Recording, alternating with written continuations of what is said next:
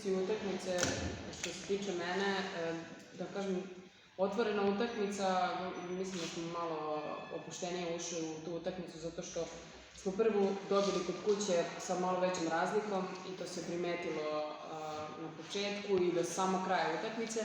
Naravno, bez obzira na sve, mi znamo naš cilj, mi znamo za šta se borimo i što će ove godine biti kod nas, a to je prvak Srbije, tako da što se mene tiče ovakve greške, ako hoćemo da pobedimo i to, ne smemo da dozvoljavamo, a ja verujem u svoju ekipu i pre svega bih se zahvalila protivnicama na fer i korektnoj igri, svojoj ekipi je čestitala i naravno još jače u nove pobede.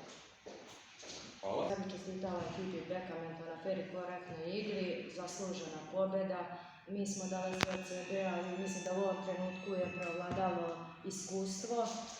Također imamo par povređenih igračica, što naravno to ne opravdava, ali smatram da smo dali maksimum sada u ovom trenutku i ponosna sam na svoje devojke što smo izborile pre svega play-off, pa samim tim sad idemo dalje, borimo se za treće mjesto i to je to, puno uspeha Bekamentu u daljem takmičenju.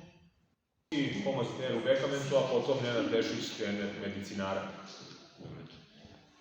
Zahvaljujem kolegi na odličnoj igri. Utakmica je bila onako kako smo i očekivali.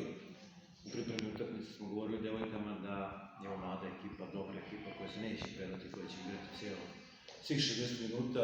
Mi nismo bili na nivou na kome je bilo potrebno, ali priveli smo nekako kraju, iskustvo je presudilo protiv jedne odlične mlade ekipe. Hvala. I još čemu mišljenje Nenada Tešića, šta je presudilo ovo meču?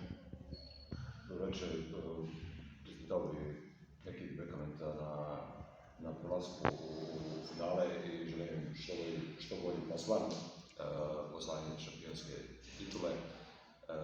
Pokušali smo da u ovoj drugoj utakmici da iznenadimo protivnika, međutim, ipak je preovladao kod nas umor i pad koncentracije.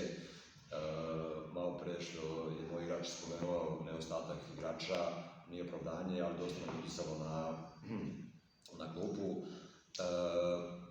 Čestitao bi mojim igračicama kako su iznale sve ovo do kraja, svaka čast na tome. Nastavljamo dalje da radimo, da malo se konsolidujemo, dođemo malo sebi i da probamo da rešimo problem sa povredama i mislim da će to biti prava stvar. Još vam čestitke i sve najbolje.